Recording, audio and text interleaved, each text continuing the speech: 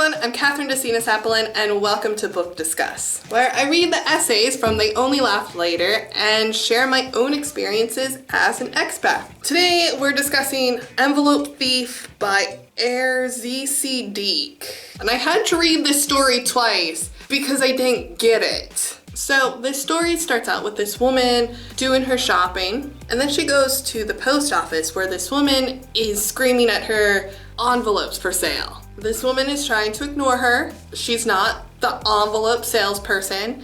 And it turns out the woman was screaming envelope thief. Okay, yeah, and then the story just ends. Like there's no explanation. And see, this is where I got tripped up because I thought, okay, who stole this woman's envelopes and why was she going to the post office about it? It would make more sense to go to the police station if like she was robbed. All these questions were in my head, and I know the whole point of the story just went over my head because I was more interested in the woman who apparently had her envelope stolen than the theme of this essay, which was lost in translation moments. But I felt, and I might be alone with this, because this could be because of like my reading comprehensive deficit. I tend to focus on unimportant details, but I didn't feel like this was a good story to illustrate lost in translation moments. Okay, this story, like I don't even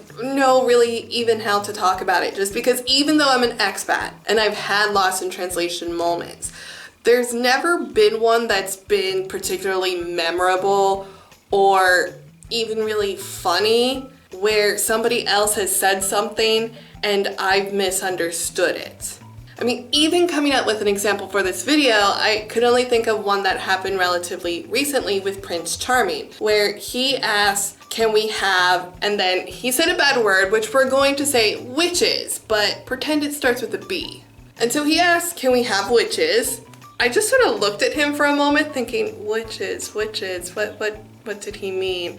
And then it hit me, oh, he means peaches. And I don't know how I mistake those words, but yeah, he was asking if we could have peaches, which made a lot more sense than witches. But see, like to me, that's not really funny, and it really wasn't even memorable. But do I have some stories for you?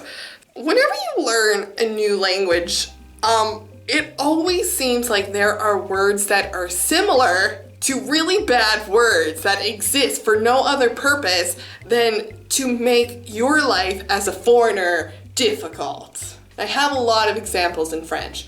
So you have a word in French, which it can mean to like lower or turn down something. So you could say like turn down the volume. Right, but this word can also be used in another context, which is to have sex, but it's the vulgar term to have sex.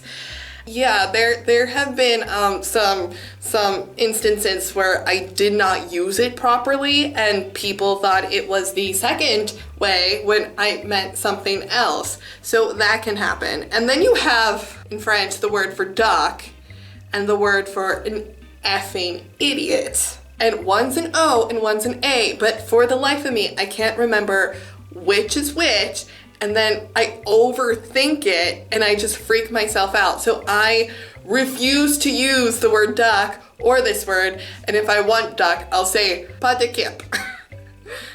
So it's not chicken.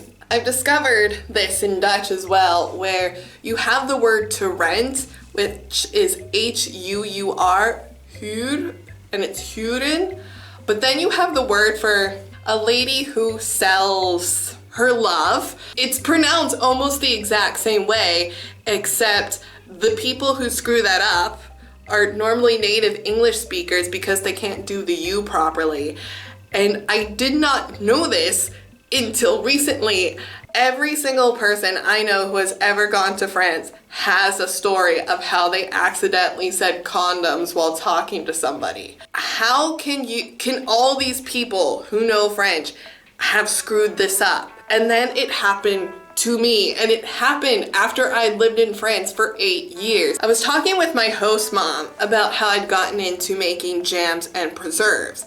And I knew how to say jams, which is confiture, but I didn't know the word for preserve. So I was like, okay, preserve with a French accent would be like préservatif.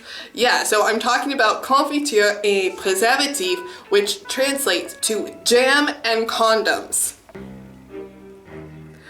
But see, it works most of the time in French if you just take an English word and sort of add a French accent to it, because English steals a lot of French words. It's just in that particular instance, it didn't. And after I said it, I was thinking about it and I was like, wait, no, that was wrong. And oh, it was funny. Jams and condoms. And it's always the bad words. If you enjoyed this video, be sure to give it a thumbs up or a thumbs down. The algorithm doesn't care as long as you interact with my video. If you're new here, be sure to hit the subscribe button and ring the bell for notifications so that you know when my videos come out. If YouTube doesn't want to tell you, come back every Wednesday, Thursday, and Friday because that's when I release new videos. All my social links have been left in the description below for your convenience. I'm on Twitter, Facebook, and I keep a blog. Be sure to check all that out, and I'll see you guys in the next video. Tootsies, may applesines. I think my neighbors are having some sort of like barbecue or party because they keep talking really loud and laughing a lot. And the most annoying thing is I can't even properly spy on them because it's in Dutch and they're speaking too fast for me to understand them. I can't properly be nosy. Boo.